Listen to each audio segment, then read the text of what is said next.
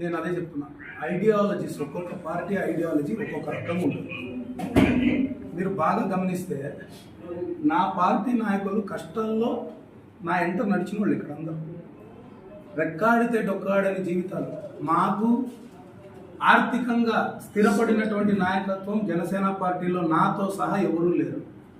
మీరు అంటున్నారు ఆ నాయకుల్ని చేర్చుకుంటే నేను మార్చుకుంటానా? నేను లేదని. నేను ఒక్క విషయం చెప్తున్నాను చూడండి, నా నాయకుల్ని అందరినీ ఒక స్థానంలో పెట్టేంత వరకు నేను ఏ నాయకుల్ని చేర్పించుకోను.